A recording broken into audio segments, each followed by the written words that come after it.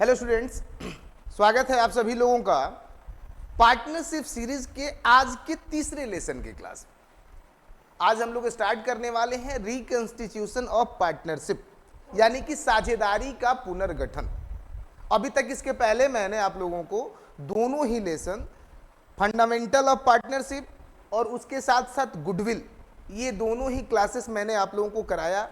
इसके सारे वीडियो जो है चैनल पे अपलोड हैं। अगर आप लोगों ने अभी तक उन क्लासेस को नहीं देखा है बढ़िया से, तो मैं आपसे रिक्वेस्ट करता हूं कि सबसे पहले उन क्लासेस को देखिए, क्योंकि जब तक आप लोग बिल्कुल शुरू से नहीं पढ़ेंगे किसी चीज को, वो सारी चीजें आपको बढ़िया से समझ में आएंगी नहीं।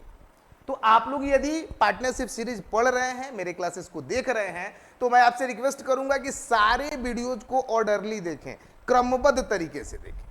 उसके बाद यदि आप क्वेश्चन बना रहे हो या फिर कहीं भी कोई प्रॉब्लम आती है, तो आप बेहिचक जो है हमको कमेंट करें और बताएं कि आपकी समस्या क्या है।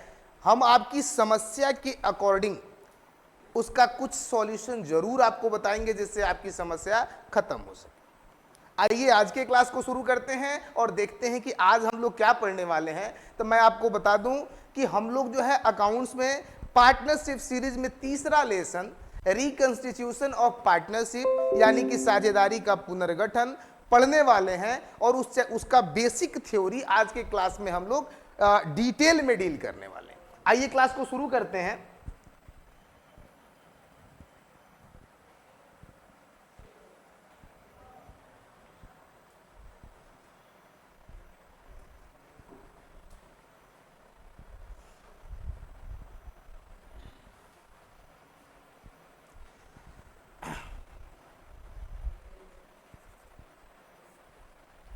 सबसे पहले जो है बाबू, हम लोग देखते हैं कि साझेदारी के पुनर्गठन का अर्थ क्या होता है। पहले इसको हम लोग समझते हैं। तो कॉमनली इसका डेफिनेशन आपको दिख रहा होगा कि जब किसी साझेदारी फर्म की विद्यमानता को प्रभावित किए बिना साझेदारों के लाभ विभाजन अनुपात में परिवर्तन हो जाता है, तो इस दशा को साझेदारी का पुनर्गठन कहा जाता है।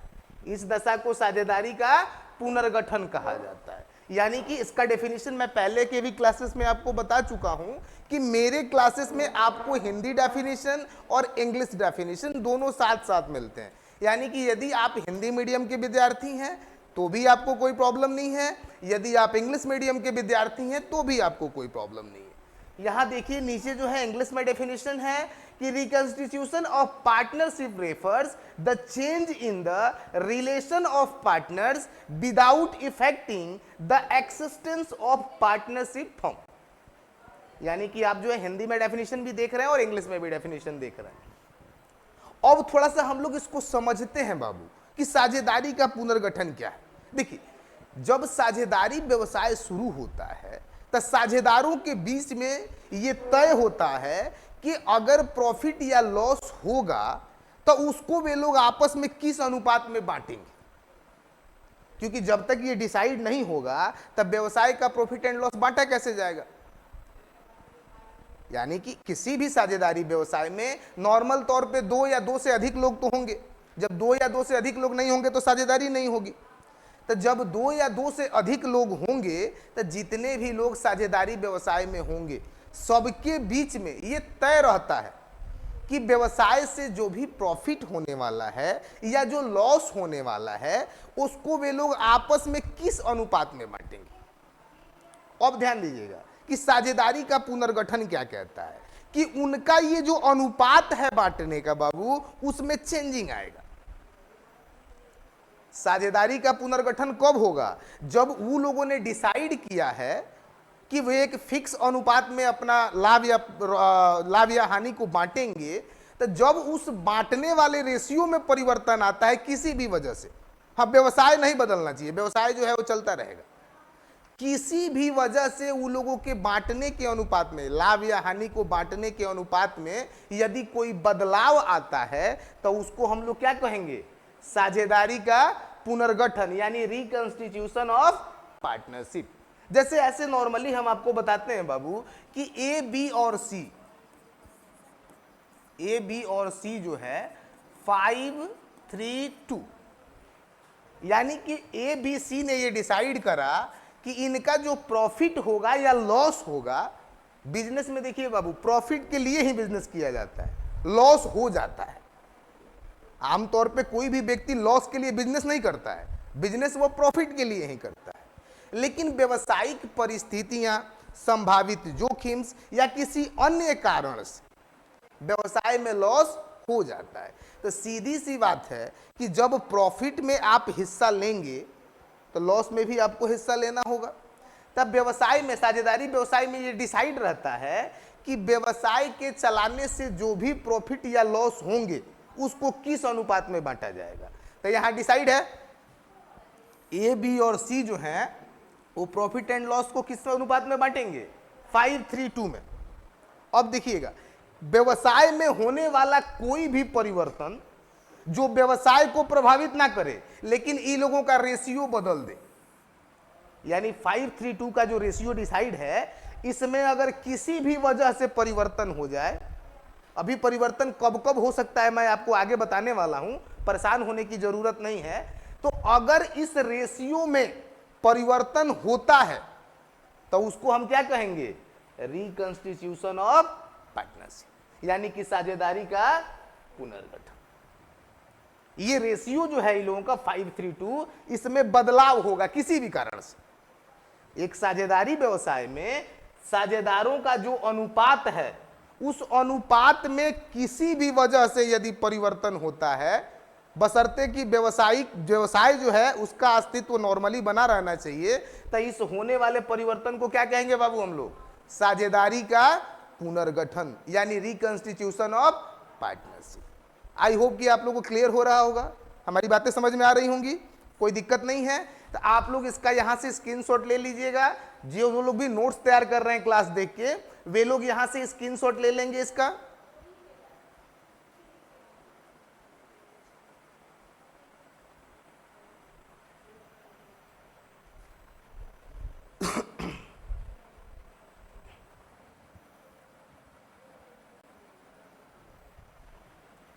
अब हम लोग डिस्कस करेंगे बाबू कि साझेदारी पुनर्गठन के अवसर, यानी occasions of reconstitution for partnership. ध्यान दीजिएगा, अभी मैंने कहा कि साझेदारों का जो अनुपात है यदि वह किसी भी वजह से बदलता है तो उसको हम क्या कहेंगे, साझेदारी का पुनर्गठन, यानी रिकंस्टिट्यूशन ऑफ पार्टनरशिप।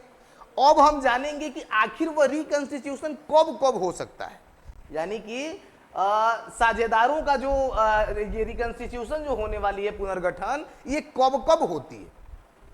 जैसे ऐसे तो हम लोगों ने नॉर्मली कह दिया कि साझेदारों का अनुपात जब बदलेगा तो उसको रिकंस्टिट्यूशन कहेंगे, लेकिन ये कब कब हो सकता है व्यवसाय में, इस पे हम लोग डिस्कस करने वाले हैं। तो एक साझेदारी व्यवसाय में रिकंस्टिट्यूशन का जो कंडीशन है बाबू, देखिए कब कब होता है।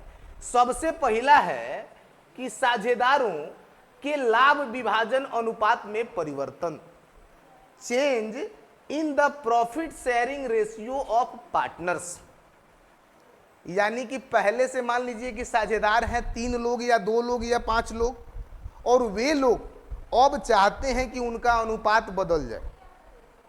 जैसे पहले से मान लीजिए 3 लोग हैं, अब बराबर बराबर बांटते हैं, प्रॉफिट या लॉस को इक्वली वो शेयर करते हैं। अब वे लोग चाहते हैं कि बराबर बराबर नहीं बांटना है। अब मान लीजिए वे लोग डिसाइड करते हैं कि 5-3-2 पर, 6-3-1 पर, 4-2-2 पर, इस तरह से अगर वो चेंज कर देते हैं अपना प्रॉफिट या लॉस बांटने का रेशियो, जैसे पहले से जिस अनुपात में वे बांटते थे अब वे उस अनुपात को बदल देते हैं, कहते हैं कि अब हम लोग इस अनुपात में नहीं बांटेंगे, अब हम लोग नए अनुपात में बांटेंगे। तो जब वे लोग बदलेंगे तो उस कंडीशन को क्या कहेंगे, रिकंस्टिट्यूशन ऑफ पार्टनरशिप, क्योंकि साझेदारों का अनुपात बदलेगा। पहले से जिस अनुपात में वे लोग लाभ हानि को बांट रहे हैं अब तो वे उसको बदल रहे हैं, तो बदल रहे हैं तो कंडीशन क्या कहलाएगा, साझेदारी का पुनर्गठन, रिकंस्टिट्यूशन ऑफ पार्टनरशिप। दूसरा बाबू, नए साझेदार का प्रवेश, admission of a new partner. ध्यान दीजिएगा कि जब नया साझेदार प्रवेश करेगा, पहले तो नया साझेदार प्रवेश कैसे करता है समझिए। मान लीजिए 3 लोग हम लोग साझेदारी व्यवसाय को चलाते हैं, हमको ऐसा लग रहा है कि हमें और पूंजी की जरूरत है या किसी और व्यक्ति की जरूरत है। या तो पैसे की जरूरत है या फिर व्यक्ति की जरूरत है, तो हम लोग किसी नए व्यक्ति को साझेदार बनाते हैं। तो एक बात बताइए बाबू कि जब कोई नया व्यक्ति आएगा तो जो हिस्सा अभी तक 3 लोगों के बीच में बंटा रहा था, तो अब वो चौथे को भी उसमें हिस्सा देना पड़ेगा ना, कि नहीं देना पड़ेगा? मान लीजिए कि 3 लोग पहले से हैं साझेदारी व्यवसाय में, वे एक अनुपात में लाभ हानि को बांटते हैं, वो लोगों ने फिक्स कर रखा है। अब चौथा व्यक्ति को वे लोग ला रहे हैं नए साझेदार के रूप में, तो जब चौथा व्यक्ति आएगा तो वो प्रॉफिट या लॉस में हिस्सा लेगा कि नहीं लेगा? लेगा ना। तो जब चौथे व्यक्ति को हिस्सा देना पड़ेगा तो इन तीनों लोगों का रेशियो गड़बड़ होगा कि नहीं होगा? गड़बड़ होगा। जब चौथे को हिस्सा देना पड़ेगा तो इन तीनों लोगों का अनुपात बदलेगा।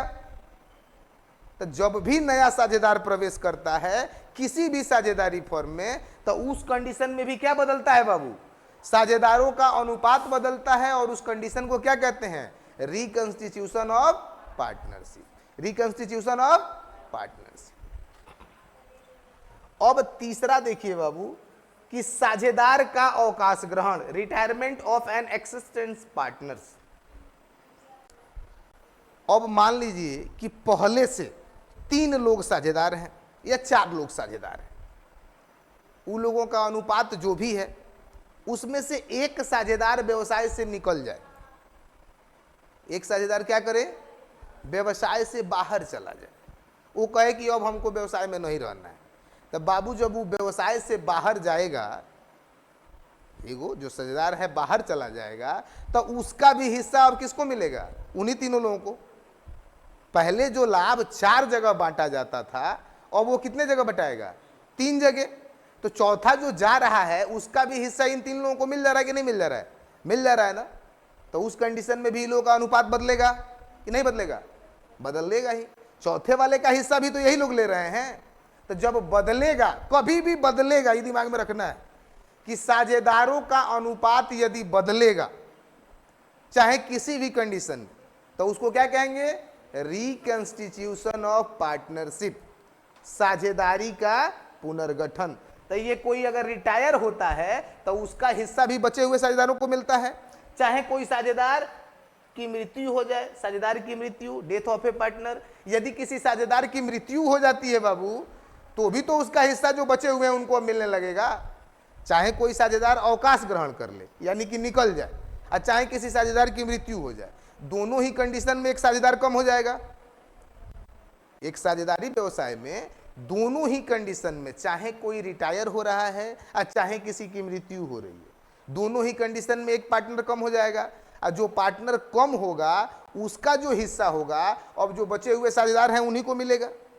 तो इस तरह से अवकाश ग्रहण और मृत्यु दोनों ही कंडीशन में भी रिकंस्टिट्यूशन होता है। लास्ट कंडीशन है बाबू 2 या अधिक फर्म का एकीकरण। जब हम लोग, जैसे 2 या अधिक फर्म समझिए क्या है, मान लीजिए कि एक साझेदारी व्यवसाय 3 लोग मिलकर चला रहे हैं और एक साझेदारी व्यवसाय को 4 लोग मिलकर चला रहे हैं। अब इन दोनों लोगों को ये लग रहा है कि यदि ये लोग साथ में बिजनेस करें तो इनका बिजनेस और ग्रोथ कर सकता है, इनका प्रॉफिट बहुत ज्यादा बढ़ सकता है। तो ये लोग दोनों बिजनेस को, यानी कि एक में 3 लोग थे और एक में 4 लोग थे, ये दोनों लोग मिलके एक ही कर दे रहे हैं। दोनों बिजनेस को क्या कर दे रहे हैं? एक कर दे रहे हैं। और अब जो बिजनेस हो रहा है उसमें 7 पार्टनर हो गए। कितने पार्टनर हो गए? 7। यानी कि पहले वाले में के 3 और दूसरे वाले में के 4, सब लोग मिलके एक नया व्यवसाय करेंगे। तो ये 7 पार्टनर, टोटल 7 पार्टनर मिलके एक नया फर्म बनाएंगे। लेकिन देखिए बाबू, जब नया फर्म बनेगा तो सबका अनुपात बदलेगा, क्योंकि वे 4 को आपस में 4 के हिसाब से बांटते थे, ये 3 लोग 3 के हिसाब से बांटते थे। लेकिन जब 7 लोग एक साथ आ गए तो अब तो 7 का हिस्सा डिसाइड करना पड़ेगा ना। तो इस कंडीशन में भी उनका अनुपात बदलेगा और इसे रिकंस्टिट्यूशन ऑफ पार्टनरशिप कहेंगे, साझेदारी का पुनर्गठन कहेंगे। कोई दिक्कत? सारी चीजें क्लियर समझ में आ रही हैं? कोई दिक्कत नहीं है आप लोगों को?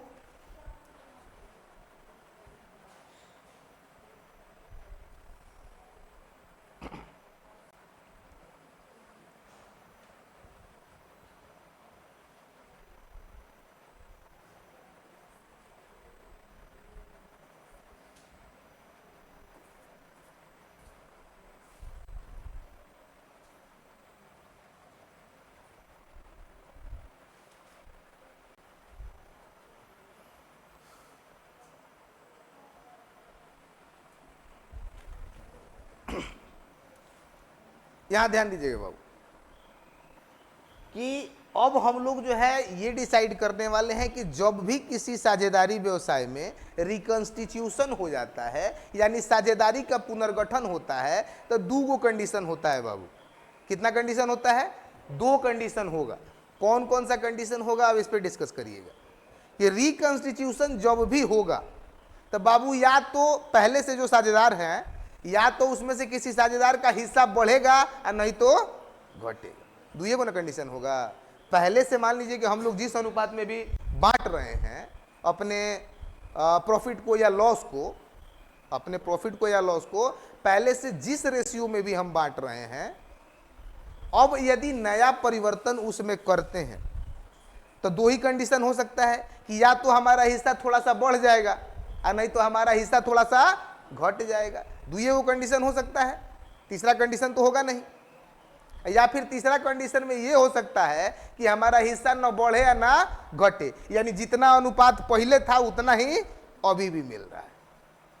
तो इन तीनों ही कंडीशंस में को कैलकुलेट करना पड़ता है, तीनों ही कंडीशंस को कैलकुलेट करना पड़ता है। लेकिन बाबू ध्यान दीजिए, यहां हमने लिखा है लाभ पाने वाला साझेदार, गेनिंग पार्टनर्स। ये जब भी पीडीएफ बना के आ रहा था ना, बार बार इसमें से एक मंत्र उड़ जा रहा है, वहां से पीडीएफ बना के ट्रांसफर किया जा रहा है ना, तो एक एक जो है ये मंत्र साझेदार के ऊपर वाला उड़ जा रहा था बार बार। हाँ 2-3 बार ट्राई करवाएं तो कहें कि रहने दो, मार्कर से कर देंगे। आप लोग बैठ के थ्योरी करिए बाबू, थ्योरी करिए बैठ के, ध्यान दीजिएगा बाबू। तो यहां गेनिंग पार्टनर्स जो है कौन होते हैं कि जब रिकंस्टिट्यूशन होगा तो जिन साझेदारों का हिस्सा बढ़ेगा, रिकंस्टिट्यूशन के फलस्वरूप जिन साझेदारों का हिस्सा क्या हो जाएगा? बढ़ जाएगा। जैसे पहले जितना उनको मिलता था उससे अब ज्यादा मिलेगा, यानी कि उनका हिस्सा बढ़ गया, तो वे कौन से पार्टनर कहलाएंगे? गेनिंग पार्टनर, यानी लाभ पाने वाले साझेदार। यानी जो रिकंस्टिट्यूशन हुआ है, जो पुनर्गठन हो रहा है, इसके परिणाम स्वरूप उनका हिस्सा क्या हो रहा है? बढ़ रहा है। उनका हिस्सा क्या हो रहा है? बढ़ रहा है।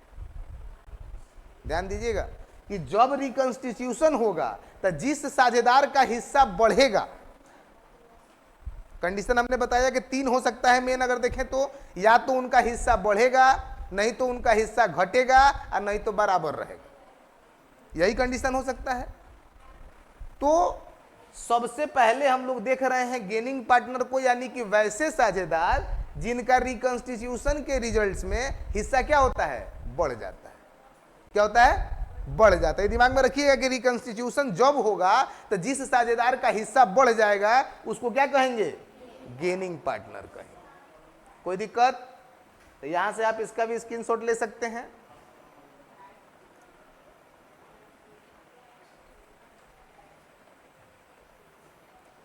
इसके ठीक उल्टा बाबू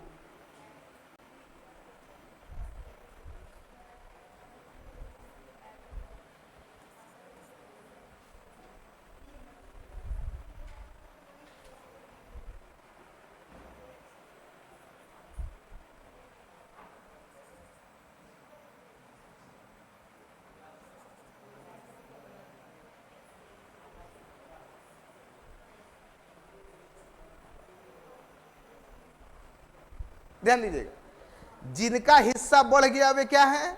गेनिंग पार्टनर्स। और जिनका हिस्सा घट गया यानी कम हो गया तो वे क्या है बाबू? Sacrificing partners. ध्यान दीजिएगा कि हानि उठाने वाले साझेदार, हानि उठाने वाले साझेदार।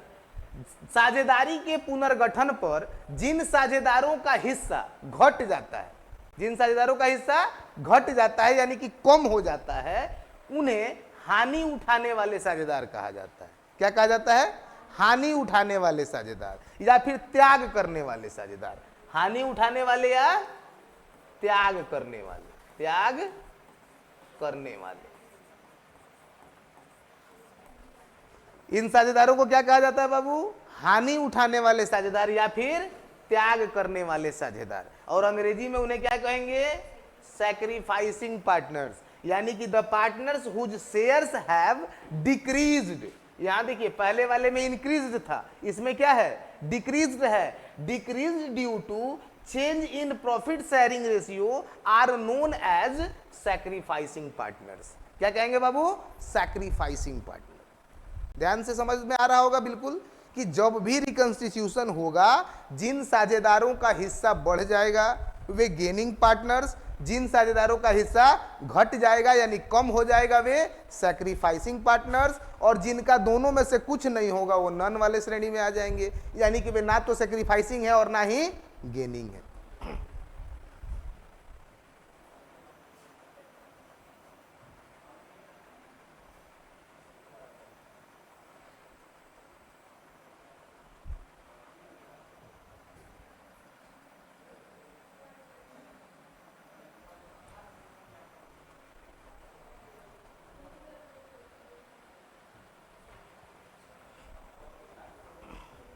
ध्यान दीजिएगा बाबू, अब नया शब्द है क्षतिपूर्ति, कंपनजेशन। नया शब्द क्या है?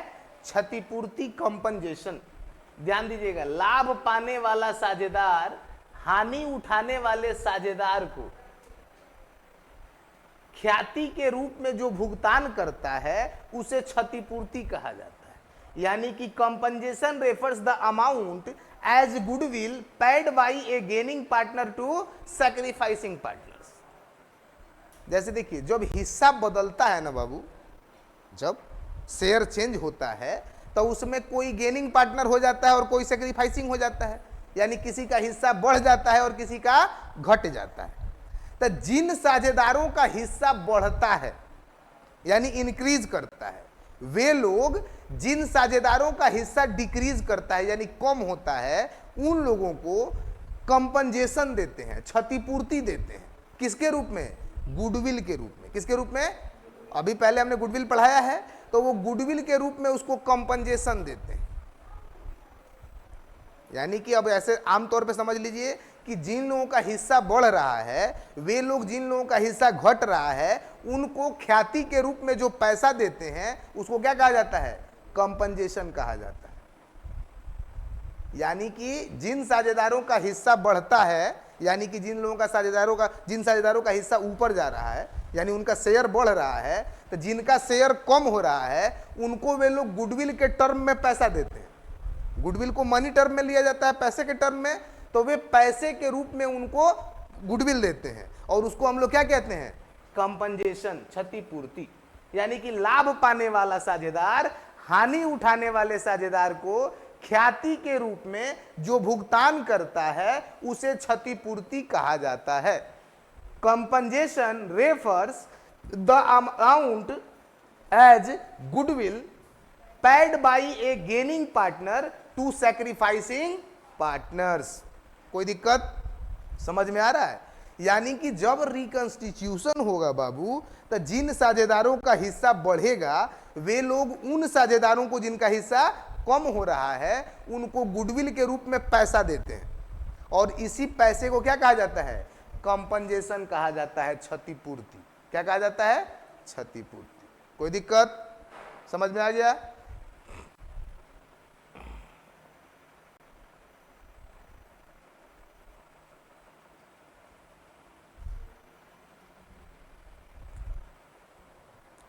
अगला जो पॉइंट है बाबू इसमें, यह है लाभ प्राप्ति अनुपात।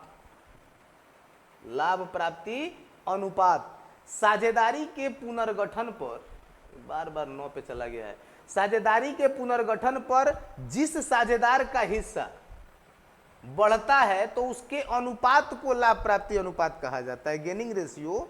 When a partner receives some share from another partner the ratio is denoted as gaining ratio. ध्यान दीजिएगा बाबू, अभी मैंने आपको बताया कि जब रिकंस्टिट्यूशन होगा तो किसी साझेदार का हिस्सा बढ़ेगा और किसी साझेदार का हिस्सा कम होगा। तो ये देखिए बाबू, जो बढ़ने और घटने का क्रम है ये एक अनुपात में होता है, एक परसेंटेज में होता है। समझ में आ रहा है? यदि बढ़ेगा तो भी उसका अनुपात निकलेगा, रेशियो निकलेगा, और जो घटेगा उसका भी रेशियो निकलेगा कि कितना रेशियो बढ़ रहा है या कितना रेशियो घट रहा है। तो देखिए, ये जो बढ़ने और घटने का क्रम है, जब उसको अनुपात में व्यक्त किया जाता है तो उसको हम लोग गेनिंग रेशियो और सैक्रिफाइसिंग रेशियो कहते हैं। इसके पहले ध्यान दीजिएगा, हमने बताया था कि गेनिंग पार्टनर अ सेक्रीफाइसिंग पार्टनर, लाभ पाने वाला साझेदार और हानि उठाने वाला साझेदार या त्याग करने वाला साझेदार। यही बात थी ना। अभी हम लोग उसी बात को जब रेशियो में प्रूफ करने लगे, जब रेशियो में दिखाने लगे, तो वो रेशियो क्या कहलाएगा? गेनिंग पार्टनर का जो हिस्सा आएगा वो गेनिंग रेशियो कहलाएगा, और सेक्रीफाइसिंग पार्टनर का जो हिस्सा आएगा वो सेक्रीफाइसिंग रेशियो कहलाएगा। यानी कि ये तो पता चल गया कि ये लाभ, इसका हिस्सा बढ़ा है या इसका हिस्सा घटा है। ये तो आप लोग क्लियर कर लेंगे, जब पोस्ट क्वेश्चन बनेगा हम बताएंगे कैसे। जिसका हिस्सा बढ़ रहा है और जिसका हिस्सा घट रहा है, बाबू दोनों को ये भी तो जानना होगा कि किस अनुपात में बढ़ रहा है घट रहा है, कि नहीं जानना होगा? कितना बढ़ा और कितना घटा ये भी तो जानना पड़ेगा। तो जब हम लोग ये कैलकुलेट करने लगते हैं कि कितना बढ़ा या कितना घटा, तो उसका एक अनुपात निकल के आता है, रेशियो निकल के आता है। और उस रेशियो को हम क्या कहते हैं? अगर बढ़ा हुआ है तो गेनिंग रेशियो और घटा हुआ है तो सैक्रिफाइसिंग रेशियो। अभी इसके आगे होगा, इसका आप लोग स्क्रीनशॉट ले लीजिए यहां से, जो लोग भी क्लास को देख रहे हैं।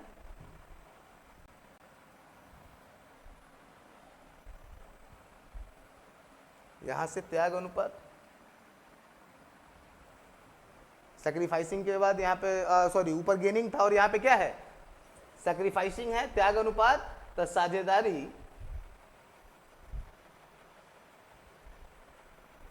साझेदारी के पुनर्गठन पर जिस साझेदार का हिस्सा कम होता है तो उसके अनुपात को त्याग अनुपात कहा जाता है। When a partner gives some of his share to another partner, the ratio is denoted as sacrificing ratio. ध्यान दीजिएगा, जिसका हिस्सा बढ़ा था वो लाभ पाने वाला साझेदार, जिसका हिस्सा घटा था वो त्याग करने वाला साझेदार, जिस अनुपात में उसका हिस्सा बढ़ा था वो गेनिंग रेशियो, और जिस अनुपात में उसका हिस्सा घट रहा है वो सैक्रिफाइसिंग रेशियो। कोई दिक्कत? क्लियर है? किसी के मन में कोई कंफ्यूजन अभी नहीं है ना? बिल्कुल चीजें समझ में आ रही है, आसानी से आएंगी भी, धीरे धीरे करके सारी चीजें समझ में आएंगी।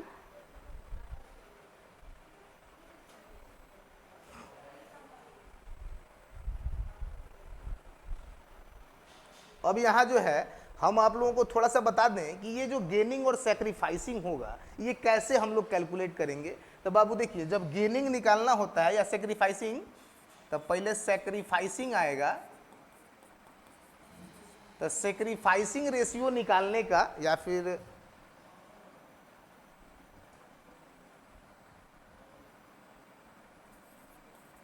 सैक्रिफाइसिंग जो रेशियो निकालना होगा बाबू, इसका आपका फॉर्मूला बनेगा ओल्ड रेशियो, ओल्ड प्रॉफिट